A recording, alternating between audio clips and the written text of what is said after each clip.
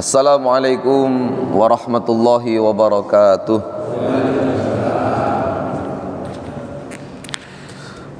Alhamdulillahilladzi wahabana ni'aman katsiratan hatta qadarna 'alal ijtima' fi hadzal sabahil bakir. Salatan wa salaman daimaini mutalazimaini ala habibina wa syafi'ina wa maulana Muhammadin wa ala alihi wa ashabihi wa man tabi'ahum bi ihsanin ila yaumiddin. Qala Allah Ta'ala fil Qur'anil Karim, a'udzu billahi minasy syaithanir rajim. Yarfa'illahu alladhina amanu minkum walladhina utul ilma darajat. Bapak-bapak, ibu-ibu, jamaah salat subuh Masjid Nurul Huda yang dirahmati Allah, segenap takmir masjid, segenap tokoh masyarakat, dan seluruh hadirin jamaah yang hadir pada kesempatan kajian Ahad pagi yang dirahmati Allah. Pertama dan yang paling utama, marilah kita senantiasa bersyukur kepada Allah Subhanahu wa Ta'ala. Pagi ini Allah masih memberikan limpahan nikmat kepada kita. Semoga dengan nikmat-nikmat yang ada, kita termasuk golongan hamba-hamba Allah yang pandai bersyukur. Bersyukur itu merupakan konsep utama yang Allah harapkan dalam kehidupan kita ini. Dalam Quran surat An-Nahl ayat 78, di sana Allah sebutkan bahwa tujuan utama Allah memberikan fasilitas-fasilitas kepada manusia itu adalah dalam rangka supaya mereka pandai bersyukur, Pak. A'udzubillahi minasyaitonir rajim. Wallahu akhrajakum min butuni ummahatikum la ta'lamuna syai'an wa ja'ala lakumus sam'a wal absara wal af'idah la'allakum tashkurun. Dan Allah lah yang telah mengeluarkan kalian semua dari perut ibu kalian masing-masing dalam keadaan la ta'lamuna syai'an, dalam keadaan tidak memiliki pengetahuan apapun. Lalu secara bertahap Allah berikan karunia, secara bertahap Allah berikan titipan-titipan kekuatan. Wa ja'ala lakumus sam'a, lalu Allah fungsikan pendengaran kalian, wal absar, kemudian Allah fungsikan penglihatan kalian, wal af'idah, lalu Allah fungsikan hati nurani kalian. Untuk apa? La'allakum tashkurun, supaya kalian menjadi hamba-hamba Allah yang pandai bersyukur. Seiring dengan berjalannya waktu, maka yang kita lakukan dalam kehidupan kita ini adalah bersyukur. Bersyukur yang paling mudah itu adalah dengan mengucapkan hamdalah. Pak, Bu, tidak semua orang itu mudah mengucapkan hamdalah. Karena kenapa? Karena hamdalah itu adalah bentuk pengakuan dan pernyataan atas apapun capaian yang hari ini kita terima, kita dapatkan, itu adalah pemberian Allah. Makna lafaz hamdalah itu adalah segala puji bagi Allah. Alhamdulillah untuk siapa? Rabbil alamin, untuk Tuhan semesta alam. Oleh karenanya, maka pantaslah bagi seorang muslim itu ketika mengawali satu kegiatan, aktivitas, hendaknya senantiasa membiasakan melafadzkan basmalah. Indah sekali, Pak. Jadi orang Islam itu kalau mau mengawali kegiatan, diawali dengan basmalah, ditutupnya dengan hamdalah. Maknanya apa? Jika dalam aktivitas itu Allah berikan kesuksesan, maka seorang muslim ini memahami bahwa kesuksesan itu tidak murni dari dirinya sendiri. Pun kemudian ketika mendapatkan ketidaksuksesan atau kegagalan, maka dia akan berpikir bahwa ini adalah yang terbaik yang Allah berikan saat saat ini, Masya Allah. Sehingga orang-orang yang beriman itu dalam setiap gerak langkahnya ini senantiasa dalam lindungan Allah Subhanahu wa ta'ala. Jadi tidak ada kata sedih itu yang berkepanjangan, Pak. Orang mukmin itu hatinya dijaga sama Allah. Orang yang beriman itu lisannya dijaga sama Allah. Kalaupun dia bersedih, bersedih secukupnya. Kalau dia bersenang, berbahagia secukupnya. Tapi bersyukur selama-lamanya. Nah, bersyukur yang kedua itu adalah dengan takrir, dengan keyakinan bahwa segala nikmat yang telah kita terima ini datangnya dari Allah. Sumbernya dari mana? Dari mana-mana. Ya. Maka konsep rezeki dengan konsep gaji itu jelas sangat berbeda. Kalau konsep gaji itu kan kalau orang tidak kerja pasti tidak dapat gaji. Itu rumus matematisnya seperti itu. Kalau tidak bekerja maka tentu tidak akan mendapatkan gaji. Sementara konsep rezeki jauh berbeda. Ya. Allah bukakan banyak pintu untuk mendatangkan rezeki itu. Ya. Di antaranya kalau misalkan kita ini rajin istighfar, maka rezeki itu akan Allah berikan. Kalau kita ini kemudian rajin sedekah, maka Allah akan berikan rezeki itu. Kalau kita punya anak, Allah berikan rezeki melalui anak. Kalau kita menikah, maka Allah akan berikan rezeki melalui pernikahan itu. Kalau kita rajin silaturahim, maka Allah akan datangkan rezeki itu melalui silaturahim. Okay. Sampai kemudian banyak cara yang kita dapatkan, yang bisa kita lakukan untuk mendapatkan rezeki tersebut. Nah, bersyukur kemudian yang paling utama itu adalah dengan perwujudan perbuatan nyata. Nah, kalau boleh saya mengartikan secara luas, bersyukur itu adalah mendayagunakan seluruh potensi yang hari ini kita miliki. Hari ini loh Pak, yang hari ini kita miliki untuk mendekatkan diri kita kepada Allah Subhanahu wa ta'ala. Kenapa hari ini? Sebab besok kita tidak pernah tahu apa yang akan terjadi kepada diri kita. Kita sangat bersyukur, kita sangat senang memiliki suara yang indah. Tahu-tahu kita sakit dan suara kita hilang. Kita berpikir bahwa kita memiliki harta benda yang melimpah. Tahu-tahu kebakaran. Ada Pak orang yang kemudian harta bendanya habis dalam waktu semalam? Ada Pak? Bu, ada Bu? Pernah berpikir rumahnya kebakaran? Tapi jika Allah kemudian menghendaki, apa yang bisa kita lakukan?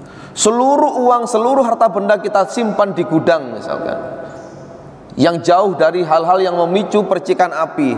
Qadarullah, tiba-tiba kemudian terjadi kebakaran, konsleting listrik dan seterusnya. Oleh karenanya, apapun yang hari ini melekat pada diri kita, mari kita daya gunakan untuk mendekatkan diri kita kepada Allah melalui ibadah. Yang hari ini Allah berikan kesehatan, mari Pak, karena kesehatan ini fluktuatif, naik turun. Ada yang kemudian secara teknis rumus matematisnya berjalan dalam kehidupan ini. Rumusnya itu kalau rajin olahraga, maka badan menjadi sehat. Kalau pola makannya teratur, maka kesehatan akan bagus. Kalau pola hidupnya ini teratur, maka hidupnya juga akan bagus. Kesehatannya juga terjaga. Tapi bagaimana kemudian jika Allah mendatangkan sakit yang tiba-tiba? Setelah olahraga masih berkeringat, tiba-tiba sakit.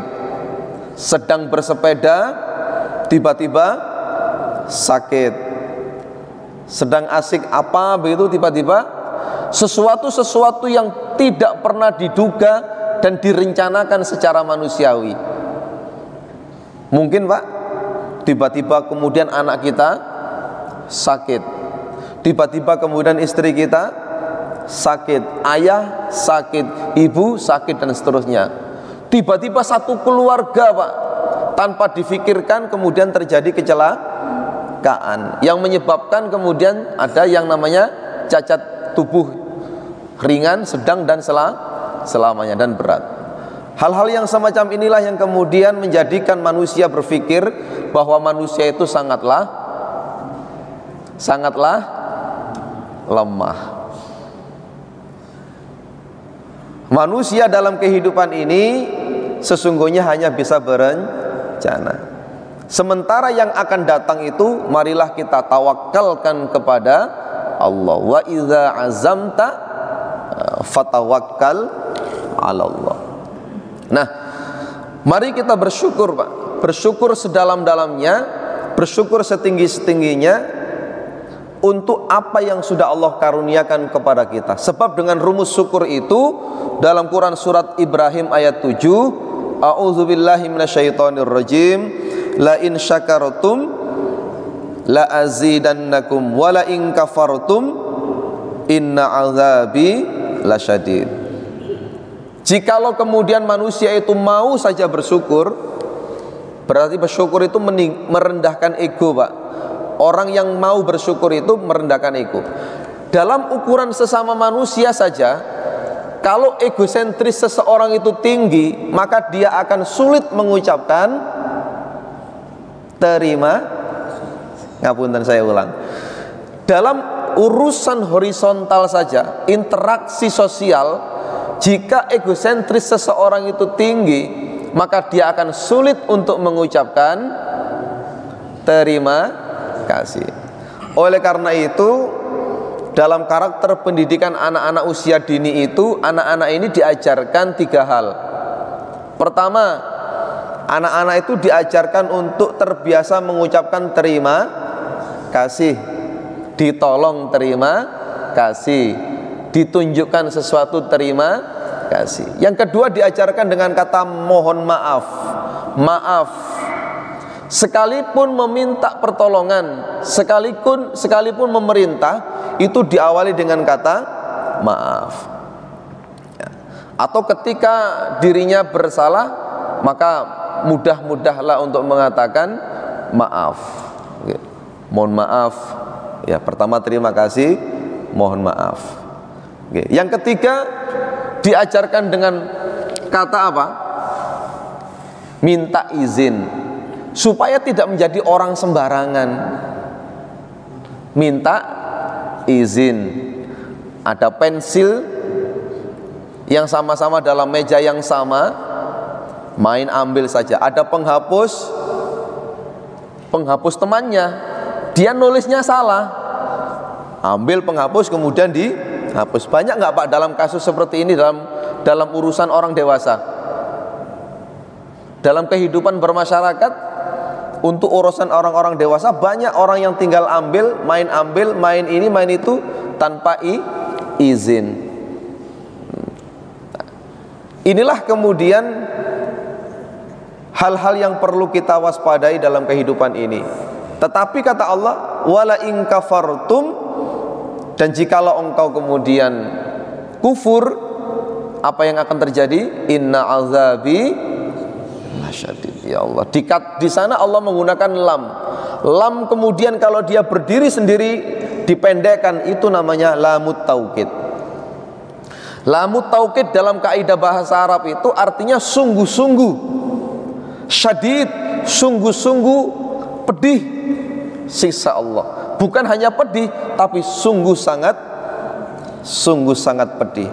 Nah, pedihnya kita ini yang kita berikan kepada sesama manusia dengan pedihnya siksa Allah itu sangatlah berbeda, Pak. Ya, oleh karenanya mari kita banyak bersyukur dengan kesehatan kita, dengan rezeki kita, dengan ilmu kita. Mari kita menjadi orang-orang yang pandai bersyukur. Yang kedua, salawat ma'asalam semoga tetap tercurah atas Rasulullah Muhammad sallallahu alaihi wasallam. Bapak-bapak jamaah kajian Ahad pagi Masjid Nurul Huda yang dirahmati Allah. Tema kita pagi ini adalah tentang karakteristik waktu. Ya. Nah, waktu itu sangatlah penting.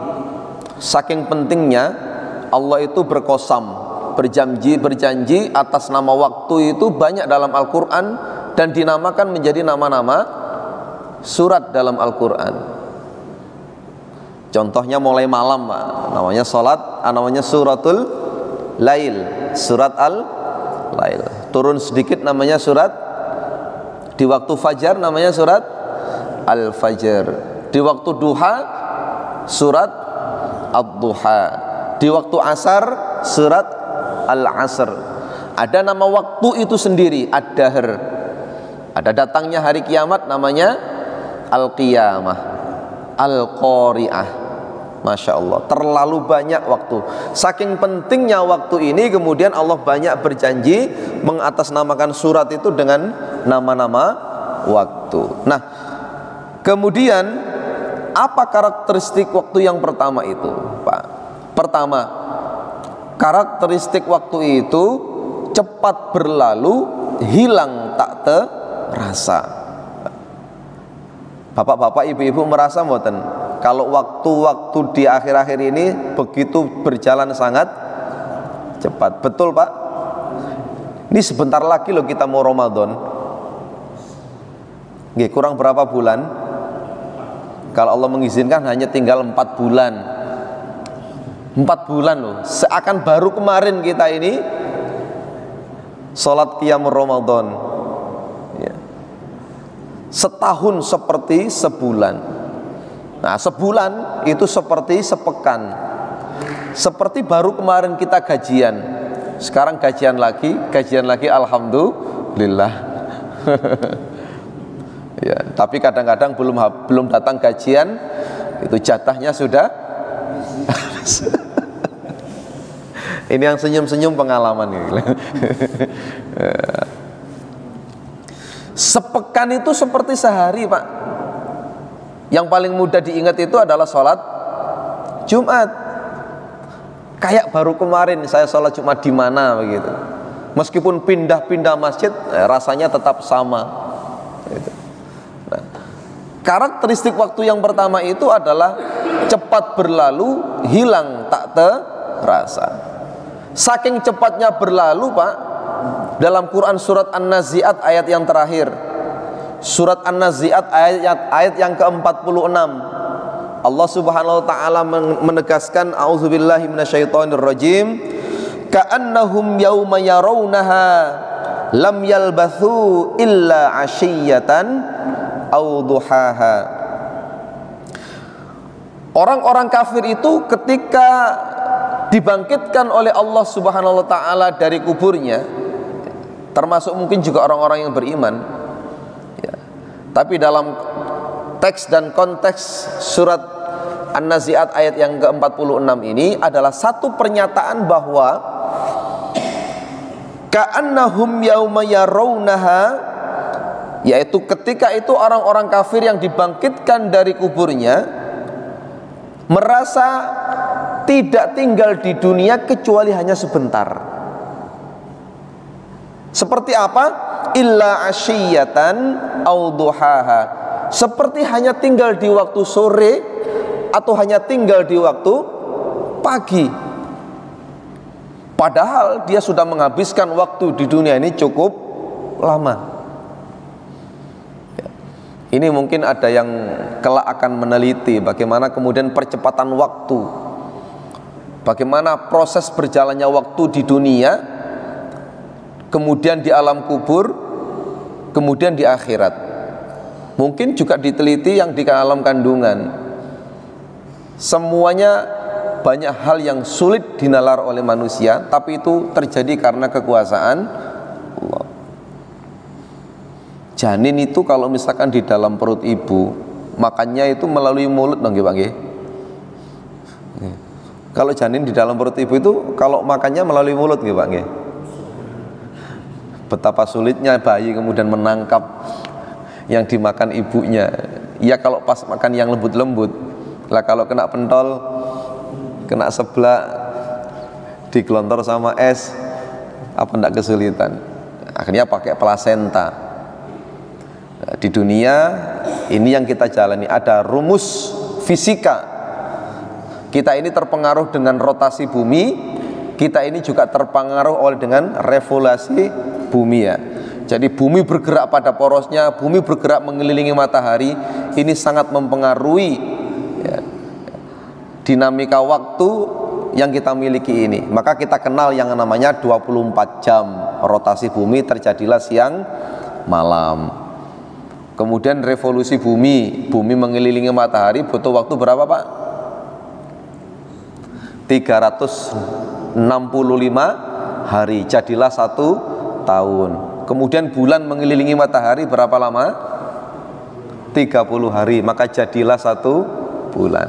Ternyata fase kehidupan dunia ini berbeda hitungannya dengan alam barzah, apalagi dengan negeri akhirat. 1 hari di akhirat berapa lama Pak?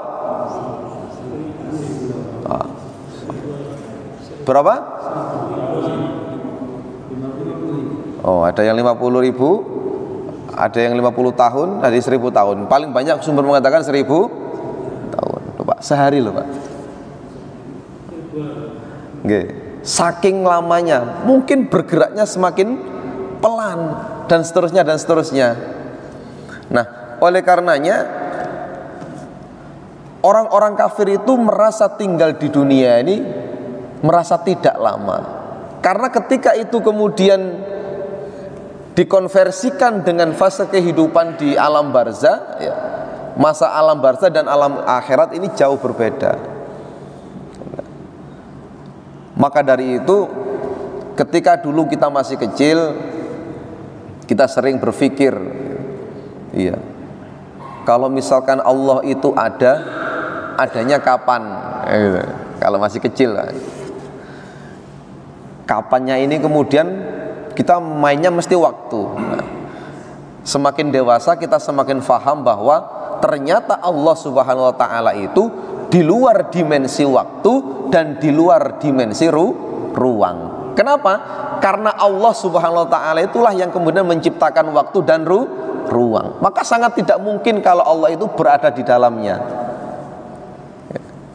Oleh karenanya Allah memiliki sifat namanya wujud, sifat namanya qidam, sifat namanya baqa, sifat namanya mukhalafatu lil hawadisi, qiyamuhu binafsihi.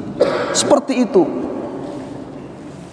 Karakteristik waktu yang pertama itu cepat berlalu, hilang tak terasa. Tahu-tahu hari ini kita sudah usia sekian. Kita tidak pernah bisa merasakan bagaimana waktu itu berjalan, tapi pasti akan kita lewati masa-masa itu. Tiba-tiba rambutnya warnanya berubah menjadi hijau, menjadi putih. Masya Allah. Proses demi proses itu kemudian berjalan begitu cepat, cepat berlalu, hilang tak terasa. Nah, supaya kita tidak kehilangan momentum dalam kehidupan ini, Allah Subhanahu wa taala mengingatkan kita, "Famay ya'mal mithqala dzarratin khairan yarah wa may ya'mal mithqala dzarratin syarran yarah." Kita diberi motivasi oleh Allah untuk mengerjakan kebajikan sekecil apapun kebajikan itu, dan kita diminta oleh Allah untuk meninggalkan keburukan sekecil apapun keburukan itu, karena semuanya sama-sama dicatat dan dibalas oleh Allah. Nah, marilah kemudian kita ini berinvestasi. Investasi itu sudah Rasul tunjukkan Pak, Bu. Idza mata ibnu Adam inqata'a anhu amaluhu illa min thalathin. Jika anak Adam itu kemudian meninggal dunia, seluruh amalan dengan dunia ini terputus. Kontrak kerjanya dengan dunia putus. Sudah tidak ada lagi alaqah, sudah tidak ada lagi hubungan kita dengan dunia. Karena dalam fase kehidupan ini semuanya ada aturan-aturan main sendiri-sendiri. Okay. Kalau sudah di alam barzah, maka sudah tidak ada hubungan dengan alam dunia. Tapi Rasul memberikan isyarat ada 3 hal yang selalu menemani kita. Sodakotin jariyatin. Pertama adalah sedekah jariyah. Bu, Pak, sedekah jariyah niku sing pripun sih?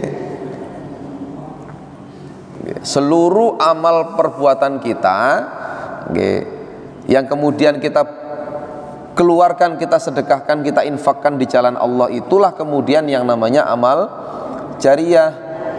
Termasuk amal jariyah itu adalah ketika tidak berbentuk harta tapi berbentuk informasi, itu juga dinamakan amal jariyah. Rasul mengatakan man dalla ala khairin falahu mithlu ajrin fa'ilihi. Barang siapa yang menunjukkan satu kebaikan, maka ketika seseorang ini melakukan kebaikan itu, kita terus dapat kebaikan yang sama. Contoh, kita bertemu dengan sesama jamaah, lalu kita lihat ada yang masuk masjid menggunakan kaki kiri, lalu kita dekati, kita rangkul, kita informasikan, Pak, lain waktu kalau masuk masjid itu menggunakan kaki kanan dulu. Terus diingat-ingat dan dilaksanakan, dipraktekkan. Nah, itu kemudian menjadi amal perbuatan yang mengalir kebaikan untuk kita. Oke. Kita tahu ada anak kita kok santai minum menggunakan tangan kiri sambil berdiri. Nah, kemudian kita ajak, kita nasihati. Nah, lain waktu kalau makan dengan cara duduk dan menggunakan tangan kanan, terus diamalkan sampai hingga dia dewasa. Ini menjadi sodakoh sekaligus ilmun yuntafa'u bih. Seperti saya waktu ada satu kajian itu diinformasikan bahwa Rasul itu kalau buang air kecil itu caranya adalah dengan cara jongkok, oke? Tidak berdiri. Kemudian kok yang mendengar informasi ini melakukannya dengan berjongkok, maka kita juga sudah mendapatkan amal jariyah. Sampai seperti itulah kemudian sodakotin jariyatin au ilmin yuntafa'u bihi itu melekat pada diri seseorang meskipun dia sudah meninggal dunia. Dan yang utama adalah awaladin solihin yad'ulah. Bapak-bapak, ibu-ibu, nikmat yang besar itu adalah nikmat ketika kita punya anak yang manut, taat, bakti kepada kedua orang tua. Senajan omongannya kurang baik, tapi kalau diminta itu selalu berangkat, itu pun ayem. Ngomongnya mboten saged basa, tidak bisa bahasa Jawa yang halus. Tapi ketika diperintah itu langsung berangkat. Seneng, Pak. Bayangkan panjenengan punya putra pinter, pendidikannya tinggi, tapi jarang say hello kepada orang tuanya. Sampai bapak ibunya sakit itu mboten semerap. Ya, kadang-kadang seperti itu. Tapi sangat bahagia sekali kalau misalkan pun pinter turma manut. Nah, itu harapan ideal. Terus loman ya. Pinter, manut, loman. Oke, saya kira bapak-bapak yang di sini putra-putrinya juga seperti itu semua nggih. Alhamdulillah. Cita-cita orang tua itu tertinggi waktu tua itu apa sih, Pak? Kalau waktu tua, cita-cita orang tua paling tinggi ketika tua itu kan didampingi putra, dirawat dengan baik. Makanya doa kita itu yang diajarkan oleh agama kita ini sempurna. Allahumma gfirli wali walidayya warhamhuma kama rabbayani saghira. Ya Allah, ampunilah dosaku dan dosa kedua orang tuaku. Sayangilah mereka sebagaimana mereka menyayangiku di waktu kecil. Kita ini minta, Pak, kalau sudah sepuh itu kita minta kepada Allah juga disayang oleh anak-anak kita di waktu tua. Weco lho Pak, nggih, enak punya anak sing gati, sing bakti, yang perhatian, itu masya Allah luar biasa. Nggih. Itu karakteristik waktu yang pertama. Yang kedua, karakteristiknya waktu itu jika sudah berlalu dia tidak akan pernah bisa kembali lagi. Maka yang Allah berikan kepada manusia terhadap waktu itu hanya dua, yaitu masa lalu dan masa kini. Sementara masa depan itu sifatnya masih rahasia. Yang dihitung oleh Allah terhadap amal soleh itu kan hari ini dan kemarin Pak Nggih. Itu yang menjadi catatan amal soleh. Rekapitulasi amal soleh kita itu ya masa lalu dan masa kini. Allah nggak pernah menghitung masa yang akan datang. Kecuali ketika si fulan sudah berniat, tapi qadarullah niatnya ini terhalang oleh sesuatu, maka kalau untuk urusan ibadah dia sudah mendapatkan niat yang baik, begitu. Nah, oleh karena itu ketika karakteristik waktu itu yang sudah berlalu tidak sanggup berulang lagi datang kembali, maka mari betul-betul kita perhatikan waktu kita ini Pak. Mungkin di antara para jamaah ada yang punya masa lalu yang kurang baik, okay? Karena hidup manusia itu tidak selalu ideal Pak. Ada loh orang itu yang dilahirkan dalam keadaan sudah bahagia. Kenapa? Keluarganya mapan, okay? Kesehatannya mapan, finansialnya mapan, karirnya mapan. Bahkan anak ini sebelum lahir itu sudah ditata sama orang tuanya, sudah disediai ini begitu. Enten asing ngeten niku. Ada Pak. Nanti anak saya yang pertama saya warisi hotel. Anak saya yang kedua saya warisi apartemen. Itu ada. Mobilnya ini itu ada. Tapi ada juga orang itu yang kemudian terlahir dalam kondisi yang serba kekurangan. Dilahirkannya saja sulit Pak. Jangankan rumah sakit, rumah saja sudah syukur. Ada itu yang lahirnya itu di tempat yang kotor begitu. Manusia itu memiliki jalan hidup masing-masing. Nah, kita ini tentu punya masa lalu yang berbeda-beda. Ada yang ketika lahir itu hidup di keluarga yang betul-betul keluarganya sudah solih dan solihah. Bapaknya bisa ngaji, ibunya pandai ngaji, sholatnya istiqomah. Ada yang begitu kemudian kita diarahkan ngaji, kita dituntun kepada sekolah-sekolah yang islami gitu. Kita dikenalkan dengan teman-teman yang baik, kita diawasi, kalau salah kita dinasehati. Tapi ada juga orang itu yang terlahir dalam kondisi keluarga yang kurang memperhatikan, karena mungkin orang tuanya sulit secara ekonomi, akhirnya jarang pulang ya.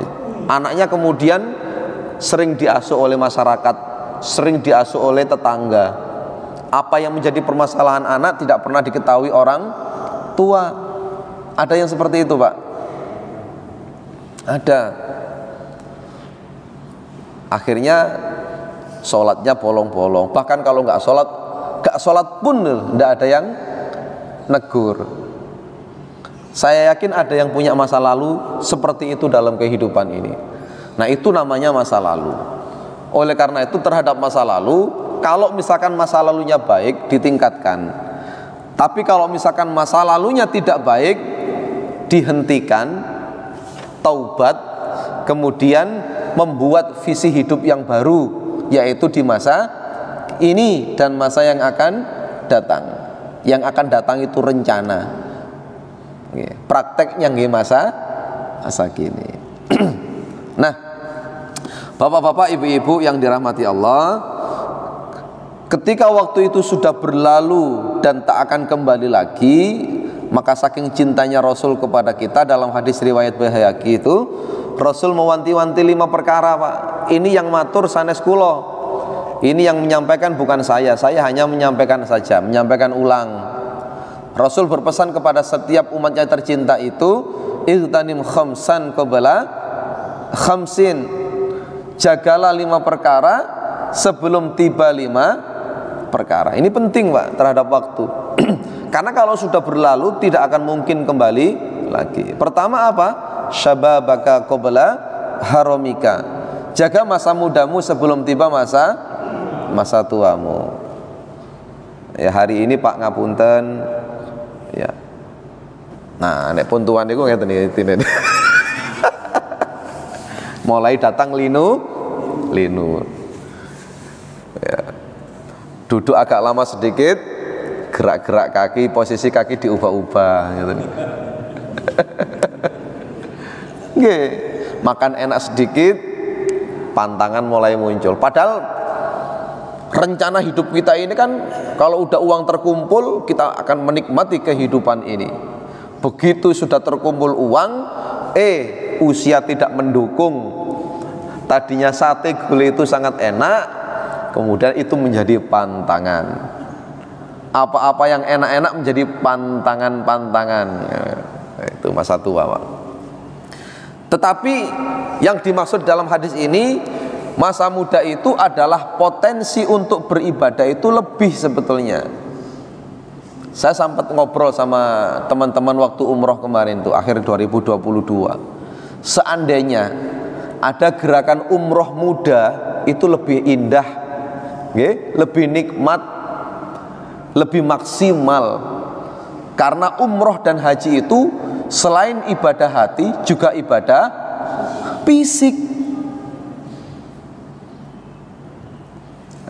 Kalau masih muda itu kan langkahnya tegap, langkahnya cepat, derap langkahnya itu tek tek tek tek tek ya, menuruni turunan tangga itu cepat dan seterusnya dan seterusnya. Ada yang kemarin umroh itu sampai tidak tahu tempat kembali loh. Kamarnya di mana? Dikira semuanya kamar itu sama. Ya bentuk hotelnya memang sama, tapi namanya beda. Beda. Bentuk bangunannya itu mirip-mirip kalau di Madinah, nggih Pak nggih. Tinggal ngitung aja gate berapa. 323 kah? 320 kah? Kok kesasar 306? Wassalam. Tidak bawa name card lagi, tidak bawa ID card. Nah, terus gimana mendeteksinya? Ngomong juga nggak bisa. Lah orang Arab dengan bahasa Arab, lah kita dengan bahasa kita nggak nyambung. Akhirnya lama nggak ketemu. Masya Allah. Pak Bu, monggo kalau punya anak mantu yang masih muda, itu didorong ada gerakan umroh muda.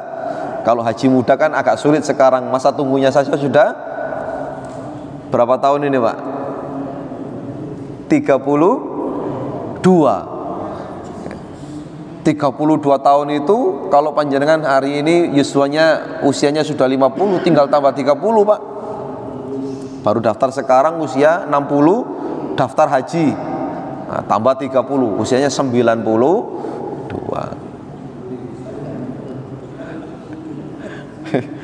Masya Allah. Maka monggo Pak.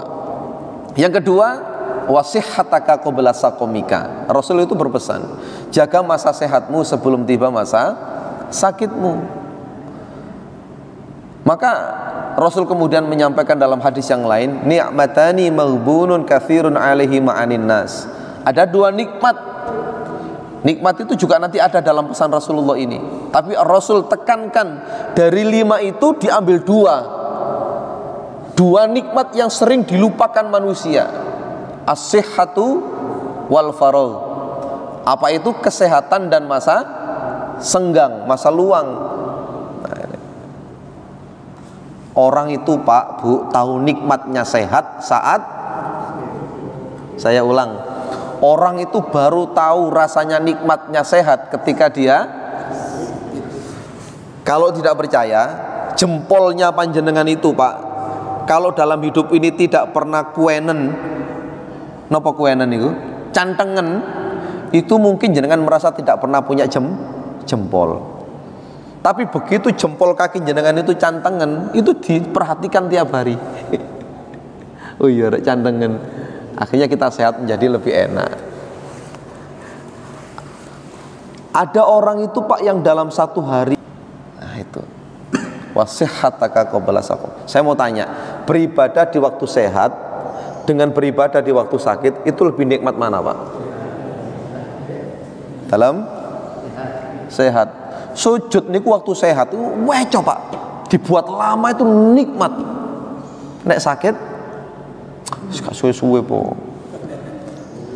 Jangankan sujud, jangankan rukuk, berdiri saja. Kalau orang itu sakit, dia harus dibantu pakai kursi, kan enggak? Maka tidak ada ceritanya kemudian ibadah itu lebih nikmat dikala sakit daripada dikala. Ini pesan Rasulullah, wasihhataka qabla saqamika. Untuk urusan dunia, sehat itu lebih baik daripada sakit. Cari maisha, kerja. Dikala sehat dan dikala sakit pripun rasanya? Kalau sakit mesti izin, kalau izin pasti dipotong. Kalau sehat, dalam satu hari itu bisa mengerjakan beberapa pekerjaan utama sebagai apa, begitu selesai di sore hari sambung lagi, Pak, di waktu malam. Kan ada yang begitu nggih, pagi sampai sore jadi pegawai, sore sampai malam jadi wirausaha, punya usaha bisnis. Kalau sakit tidak bisa. Dan kita berlindung kepada Allah dari sakit yang mendadak, ya Pak, ya? Tidak pernah ada riwayat sakit tiba-tiba sakit. Nah, sakit secara fisik itu bisa kita konsultasikan dan tanda-tanda sakitnya itu kita tahu. Tapi kalau penyakit hati, Pak, kalau penyakit hati itu beda, terbalik dengan penyakit fisik.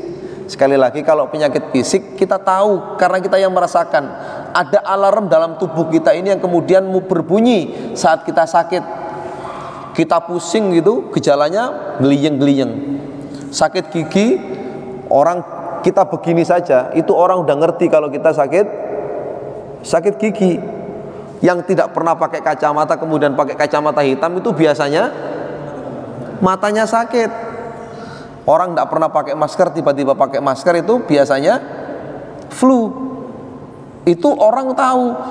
Tapi kalau penyakit hati itu dokternya jarang, rumah sakitnya jarang, tidak ada BPJS.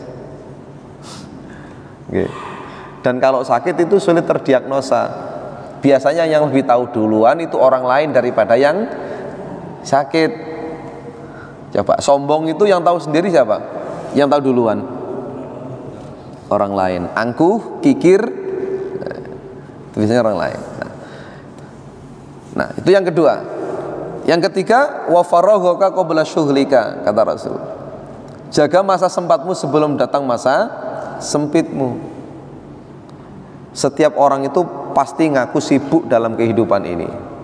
Ya, saking sibuknya itu kadang-kadang melupakan apa sih kemudian kewajibannya kepada Allah, kewajibannya kepada diri sendiri, kewajibannya kepada keluarganya.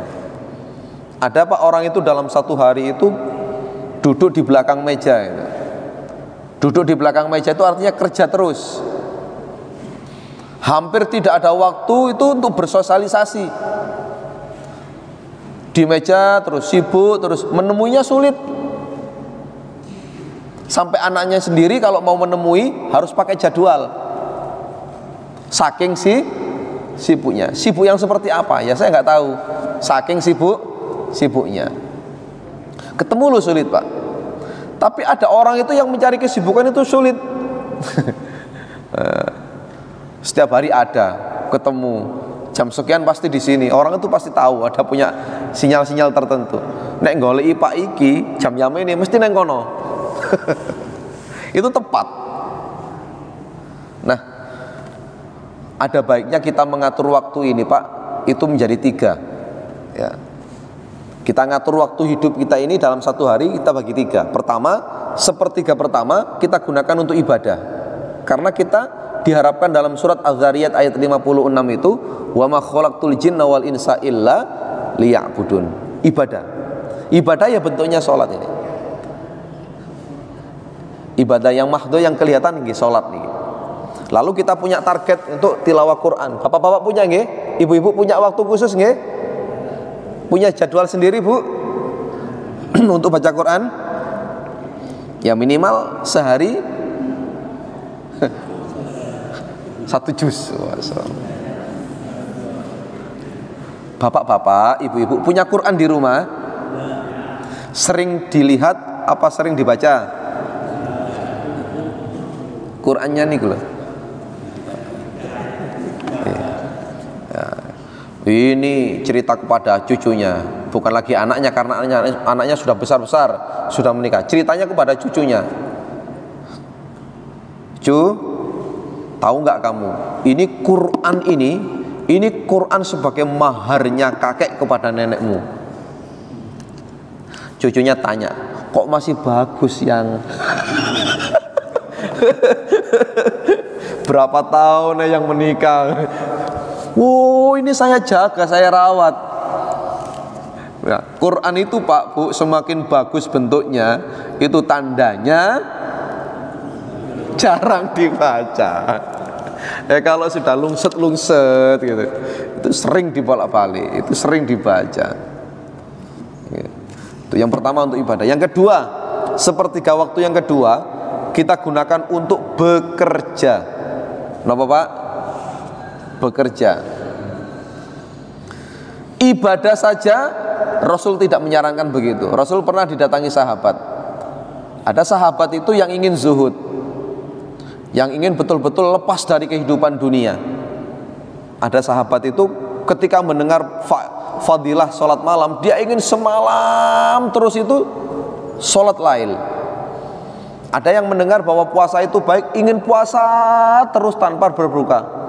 Ada yang kemudian ingin mensucikan dirinya, dia ingin tanafus sendiri, tazkiyatun nafas sendiri dengan cara tidak menikah. Maka apa yang dikatakan Rasul? Saya adalah orang yang paling lama sholat malamnya, tapi saya juga tidur.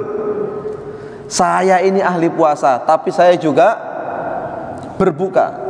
Saya ini zuhud yang luar biasa, tapi saya juga menikah. Nah, jadi tidak boleh untuk waktu 1 kali 24 jam itu stay terus di masjid terus nggih mboten angsal. Tidak boleh. Karena kita bagi waktu itu seperti itu untuk bekerja. Tapi kalau 1 hari itu kerja terus, pripun Pak? Tidak boleh. Ada istilah berangkat petang, pulang petang. Berangkat pagi, pulang malam. Tidak pernah sempat melihat tumbuh kembang anak. Anaknya punya masalah apa ndak tahu, anaknya sakit apa ndak tahu, fokus kerja. Maka jangan pernah salahkan kalau anak tidak pernah ditanya bagaimana kondisinya. Ketika dia punya masalah, ngadunya tidak ke bapak ibunya, tapi ngadunya ke orang lain. Jadi yang kedua, sepertiga yang kedua itu untuk bekerja. Yang ketiga, kita gunakan untuk keluarga Pak. Ini penting. Keluarga itu penting. Tempat kembali terbaik dalam kehidupan ini adalah keluarga. Ya. Mohon maaf kalau misalkan posisi kita dalam sebuah pekerjaan itu mulia, tinggi, itu ada masa waktunya. Ada masa waktunya kita ini dihormati karena kedudukan kita, karena posisi kita. Tapi kalau sudah selesai, ya biasa saja. Makanya kalau tempat keluarga itu atau tempat kembali yang namanya keluarga itu indah Pak, itu orang itu seneng. Punya masalah, lari ke keluarga, selesai. Jadi keluarga itu menjadi utama. Yang keempat, wa ghinaka qabla fakrika, saya percepat, jagalah masa kayamu sebelum datang masa miskinmu. Rasul mengatakan begitu. Ini kaya, miskin. Yang kelima, wa hayataka qabla mautika, jaga masa hidupmu sebelum tiba masa matimu. Sudah selesai, game over kan ngaten. Nah, baik. Yang terakhir, karakteristik waktu yang terakhir, ya. Waktu itu jika sudah berjalan, maka tidak akan pernah berhenti. Kalau berjalan, maka tidak akan pernah berhenti. Nah, ini ada satu pernyataan orang-orang kafir dalam Quran surat Al-Mu'minun ayat 99 sampai dengan ayat 100. A'udzubillahi minasyaitonir rajim. Hatta idza jaa ahadahumul mautu qala rabbirji'un. Demikianlah keadaan orang-orang kafir itu hingga apabila datang kematian kepada seseorang dari mereka, dia berkata, "Ya Tuhanku, kembalikanlah aku ke dunia." Nah ini Pak, orang kafir itu pasti menyesal di kemudian hari. Ketika kematian sudah Allah berikan kepadanya, mereka ingin ditangguhkan kematian itu. Apa yang akan mereka lakukan? La'alli a'malu sholihan fima taraktu, agar aku berbuat amal solih terhadap apa yang aku tinggalkan.